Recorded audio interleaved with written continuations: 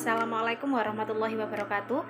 Perkenalkan, nama saya Dwi Siti Rohmah dengan NIM 20080310204 dari Prodi D3 Administrasi Keuangan. Di sini saya akan menjelaskan tentang contoh kasus dari materi manajemen resiko perbankan. Kasus yang menjadi salah satu topik menarik terkait dengan manajemen resiko adalah kasus penggelapan Bank Mandiri. Salah satu oknum pegawai kantor cabang pembantu Rawalumbu, Bekasi, PT Bank Mandiri Tbk melakukan kerjasama ilegal dengan manajer keuangan PT Maxdi Sekawan Utama, yakni Sartoso, yang mencairkan cek ilegal di Bank Mandiri senilai 720 juta pada tanggal 5 Mei tahun 2010.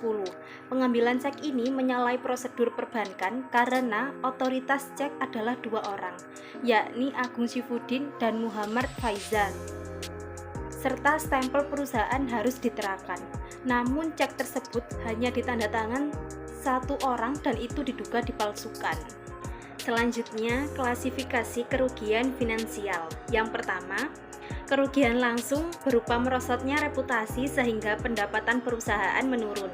Yang kedua, kerugian pendapatan seperti penghentian operasional perusahaan yang disebabkan oleh suatu kerugian di mana tidak dapat ditempatinya ruang kerja tertentu. Dan yang terakhir yaitu kerugian mengganti kewajiban hak orang lain, artinya membayar uang kepada korban penipuan. Lalu ada klasifikasi kerugian reputasi. Yang pertama, kerugian adanya publikasi negatif yang terkait dengan kegiatan usaha bank atau persepsi negatif terhadap bank. Yang kedua, kerugian berkurangnya tingkat kepercayaan para pemegang saham perusahaan. Yang ketiga, kerugian sulitnya untuk bersaing dengan kompetitor. Dan yang terakhir yaitu kerugian kredibilitas perusahaan menurun di masyarakat. Berikut saya akan menjelaskan sumber penyebab resiko. Pada kasus Bank Mandiri di atas, sumber resiko berasal dari permasalahan sosial. Ada sekelompok orang yang melakukan pencurian sehingga menimbulkan kerugian besar terhadap Bank Mandiri. Oknum yang terlibat dalam kasus pencairan cek secara ilegal ini secara langsung dapat dikatakan sebagai pihak yang bertanggung jawab atas kerugian bank. Resiko ini cenderung bisa lebih membahayakan daripada resiko fisik ataupun ekonomi. Karena resiko ini datangnya dari hati nurani seseorang atau sekelompok manusia, sehingga yang harus memperbaikinya adalah pihak tersebut. Tidak seperti resiko fisik, pemerintah dapat menanggulanginya dengan membuat gedung baru misalnya, atau seperti resiko ekonomi dengan intervensi pemerintah tingkat inflasi dapat diatur. Berikutnya, jenis resiko. Bank Mandiri dalam hal ini dapat digolongkan ke dalam kategori jenis resiko non-sistematis serta resiko spekulatif. Artinya, Bank Mandiri masih dapat dicegah di kemudian hari untuk menghindari peristiwa yang sama. Misalnya seperti yang telah diterapkan Bank Mandiri selama ini dengan membuat laporan profil resiko yang menggambarkan penilaian terhadap resiko komposit bank atau resiko yang dipandang dari sudut pandang bank dan unit bisnis sekar.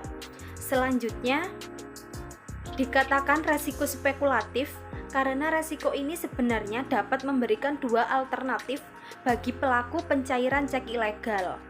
Apabila tidak diketahui tindakan ini akan menguntungkan si pelaku, namun di sisi lain merugikan perbankan.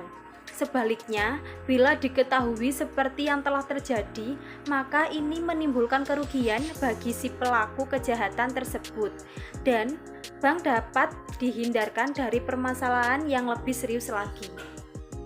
Terakhir, kesimpulan dan cara pengandalian resiko. Yang pertama, Bank Mandiri menderita kerugian finansial, reputasi, dan masalah kepatuhan akibat adanya pencairan cek ilegal. Hal ini mengindikasi bahwa Bank Mandiri perlu lebih meningkatkan sistem manajemen resikonya. Kerugian-kerugian tersebut sangat berdampak pada berlangsungnya Bank Mandiri ke depannya, terutama masalah kepercayaan masyarakat. Yang kedua, beberapa hal yang dapat dilakukan Bank Mandiri dalam mengatasi resiko yang terjadi, misalnya dengan menyusun profil resiko, mempersiapkan tenaga kerja yang handal di bidang resiko, menetapkan kebijakan pengelolaan likuiditas, serta melakukan tata kelola resik terpadu. Dan yang ketiga, Bank Mandiri masih dapat dicegah di kemudian hari untuk menghindari peristiwa yang sama, melakukan tata kelola resiko secara terpadu dengan mengimplementasikan tanggung jawab pada kesesuaian kompetensi masing-masing pihak yang terkait, misalnya seperti Dewan Komisaris, Direksi, Risk dan Capital Commit, unit risk management, dan unit bisnis yang telah berinteraksi dan bersinergi secara optimal. Cukup itu saja contoh kasus yang bisa saya jelaskan. Kurang lebihnya saya mohon maaf apabila ada kata yang salah. Terima kasih. Wassalamualaikum warahmatullahi wabarakatuh.